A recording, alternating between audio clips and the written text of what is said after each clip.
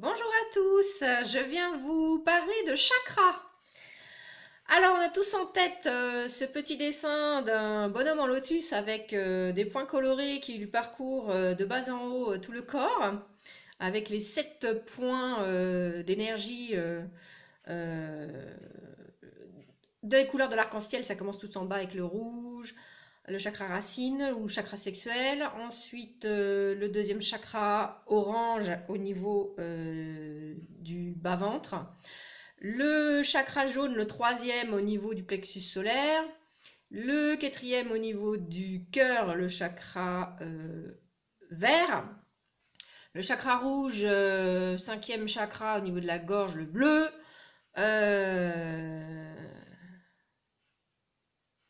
Jaune, vert, bleu, oui, c'est ça. Le chakra, le sixième, là, du troisième œil, le violet. Et le septième, le blanc, au niveau, le chakra couronne. Et puis, effectivement, un chakra haut, un chakra en bas, un dans le ciel, un dans la terre. Alors, ces petits dessins sont l'équivalent d'une carte de France. C'est-à-dire qu'il y a autant de différence entre le petit dessin et ce qui se passe en nous qu'entre une carte de France et le terrain. C'est pas parce qu'il y a des petites routes dessinées en jaune qu'elles vont être jaunes sur le terrain. Ou que les rivières sont dessinées en bleu, qu'elles seront bleues sur le terrain.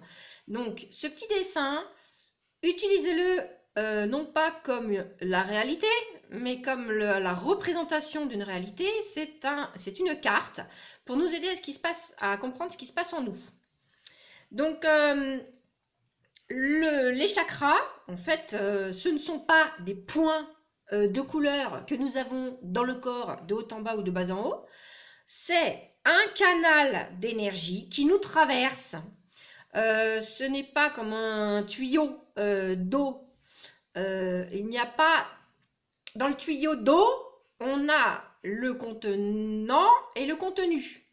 Dans cette histoire de chakra et de canal d'énergie, il n'y a pas de contenant, si ce n'est notre être, et notre être est très variable, c'est-à-dire que la conscience que l'on peut avoir de notre être est variable. Donc il n'y a pas de bord comme un tuyau.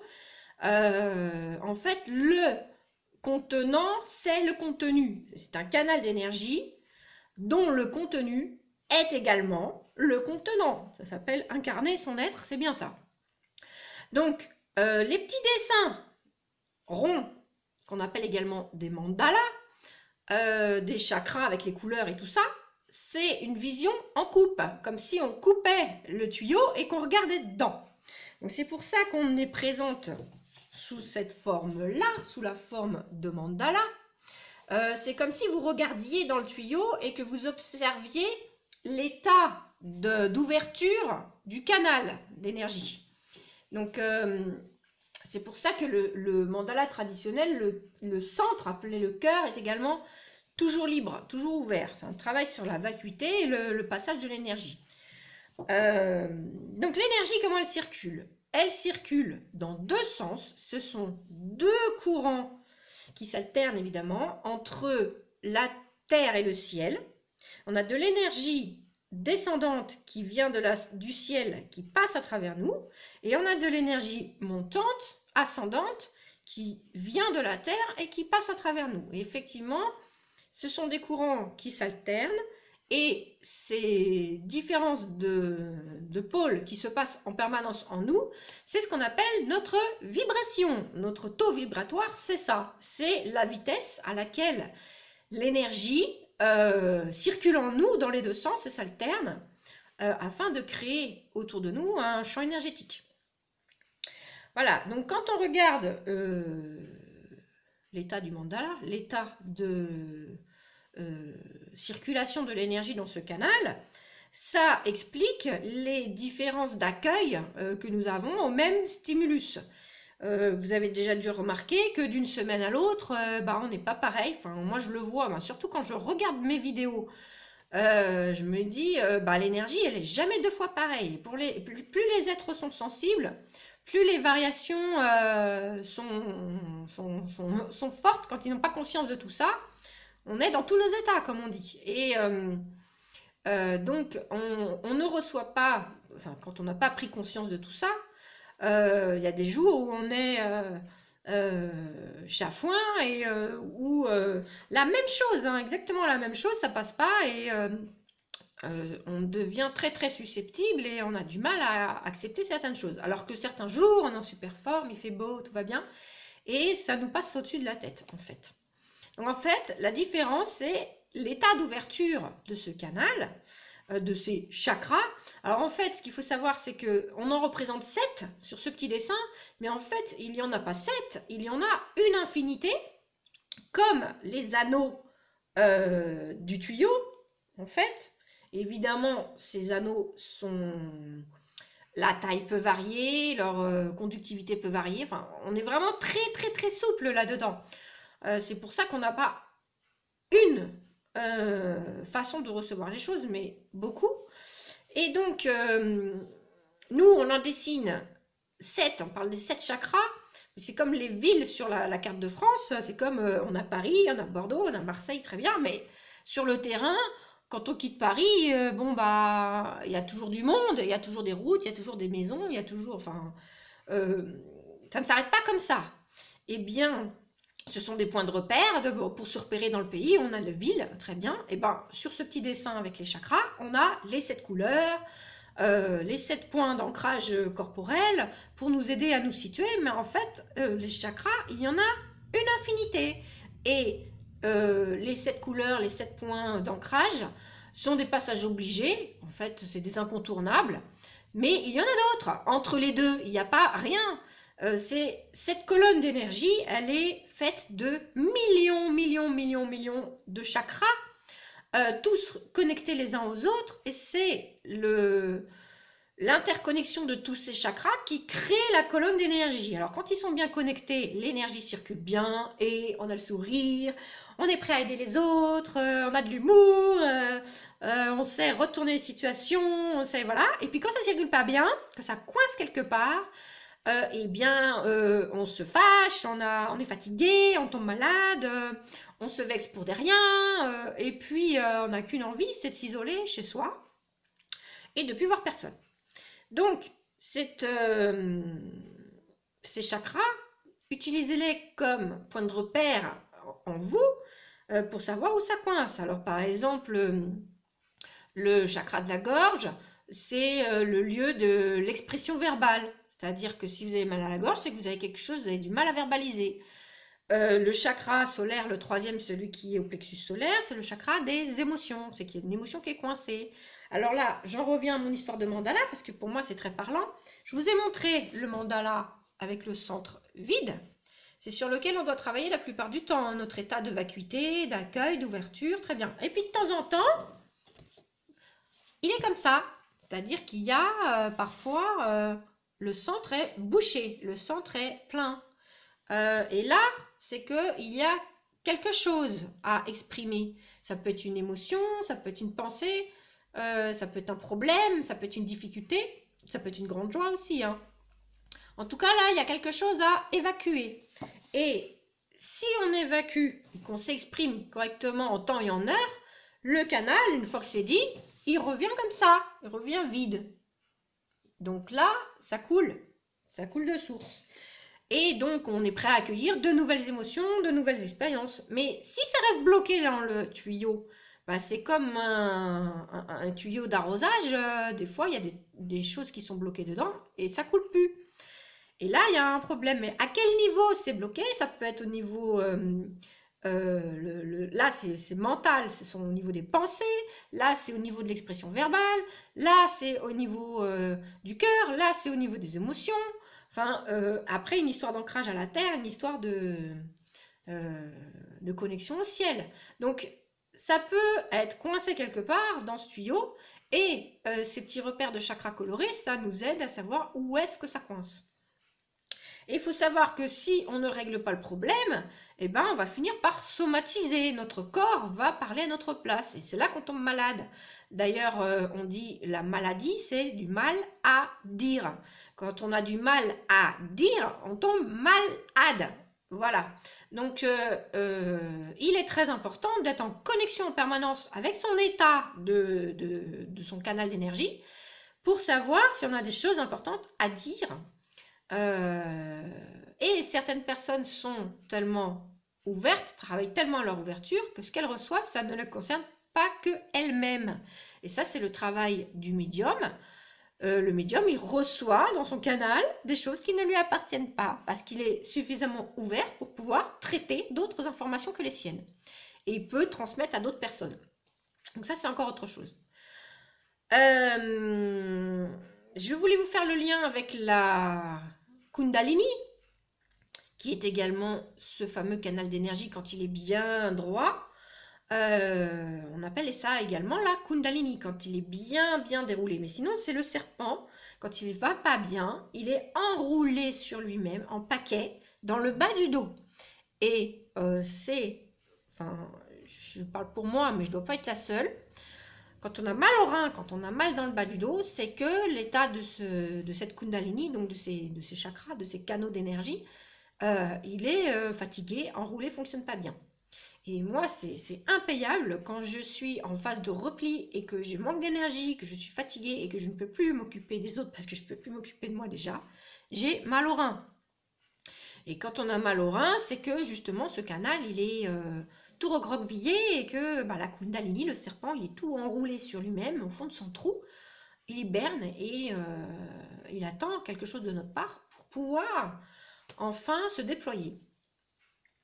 Donc, comment on peut l'aider à se déployer ce canal? Comment on peut aider les émotions à nous traverser? Comment on peut aider à l'expression et donc à la santé? La première chose, la base, c'est le souffle conscient.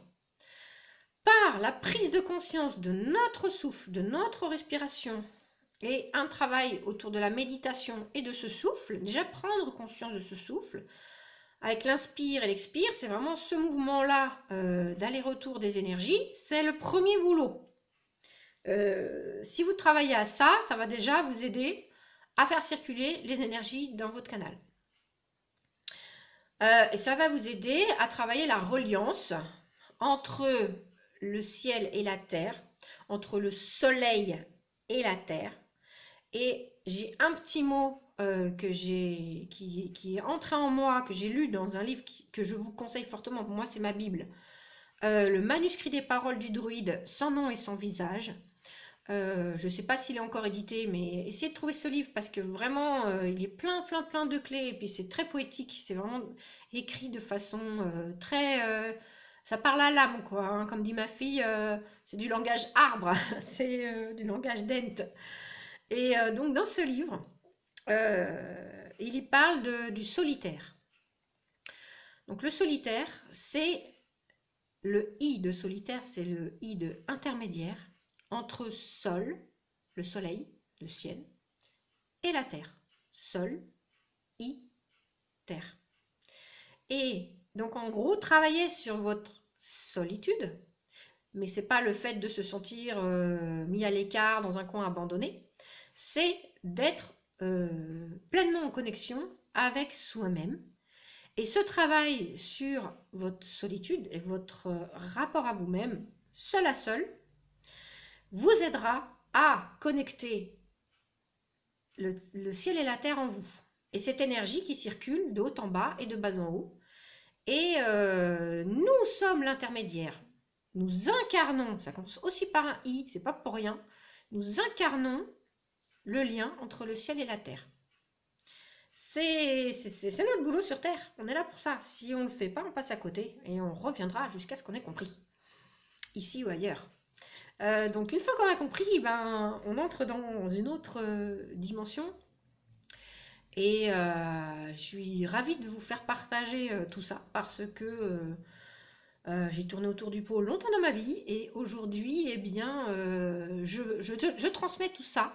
Alors, je transmets tout ça d'une façon très directe et très terre-à-terre finalement, avec mon incarnation à moi. Je suis taureau, je suis serpent, donc c'est signe de terre les deux fois. Je suis vraiment très ancrée.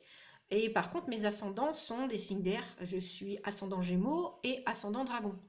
Donc, en fait, le signe de base, c'est les cartes qu'on a en main à la naissance. Et l'ascendant, c'est pas rien notre ascendant, parce que c'est ce vers quoi on tend toute sa vie. Donc, c'est vraiment important, c'est pas rien du tout. Consultez vos ascendants, parce que c'est vraiment votre direction dans votre vie. Votre signe, ok, c'est votre point de départ. Et c'est pas votre point d'arrivée. Ne vous enfermez pas dans tout ce qu'on raconte sur votre signe astrologique, que ce soit chinois ou classique. Regardez votre ascendant. Voilà. Donc, moi, j'ai un côté très pratique, très terre à terre. Je suis connectée, effectivement, au ciel, mais mon ancrage, il est très terrestre. Et donc, pourquoi je fais ces vidéos? Pour transmettre, pour vulgariser ces connaissances qui, pour l'instant, sont encore cloîtrées dans le domaine ésotérique, spirituel, méditation, etc., qui effraie encore beaucoup de gens, alors que pour moi, ça a un côté ultra simple et ultra pratique, ultra concret, c'est lié à ma santé, avant tout.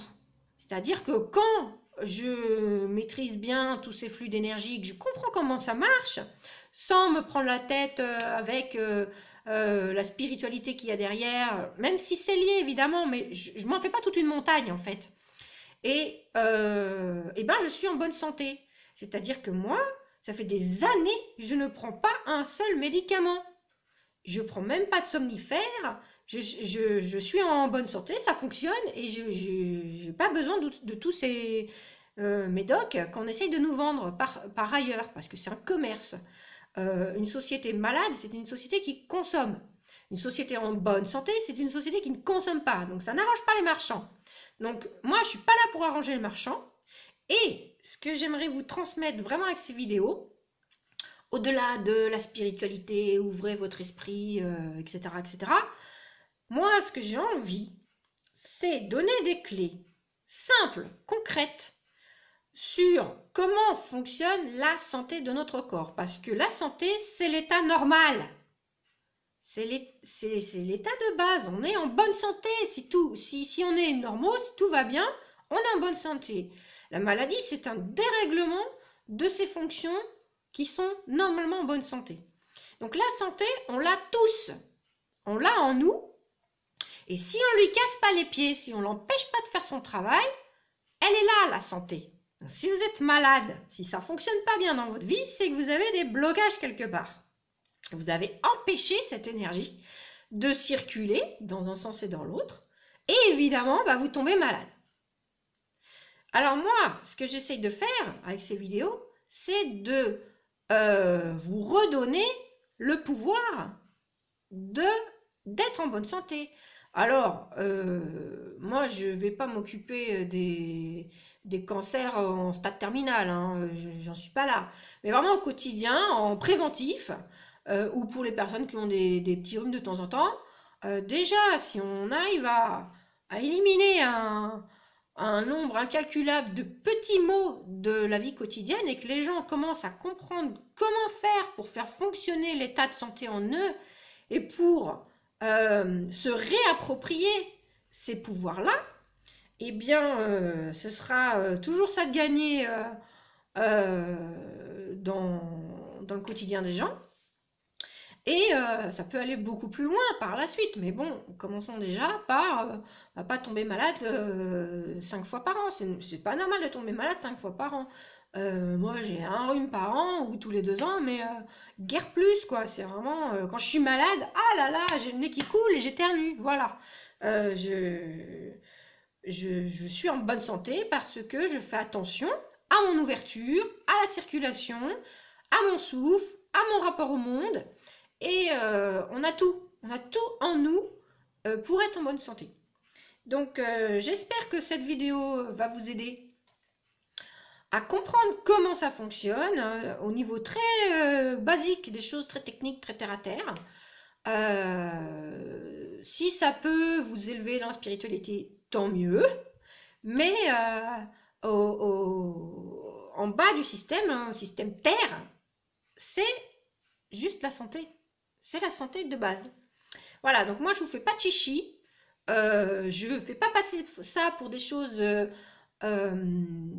inaccessibles. C'est des choses qui sont vraiment accessibles à tout le monde. Pensez bien à cette histoire de tuyaux. tout en ayant en tête que le bord du tuyau est également son contenu.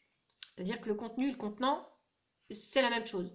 Et que tout ça, au niveau de la conscience, c'est très extensible et très... Enfin, c'est pas, voilà, c'est pas le tuyau qui passe en nous. C'est un petit peu plus complexe que ça. Mais bon, une fois qu'on a compris ça, et que de pas prendre ces petits dessins de chakras pour argent comptant et vous dire que c'est vraiment une carte du terrain et que qu'en fait, voyez-les comme le tuyau en coupe et gardez en tête cette histoire de mandala avec le cœur vide, le cœur plein. S'il est plein, il y a des choses à évacuer, à exprimer. Et je pense que ça ira bien. Ça ira bien dans votre vie. Voilà. Je vous fais des gros bisous. Je vous remercie beaucoup pour votre écoute et je vous dis à bientôt.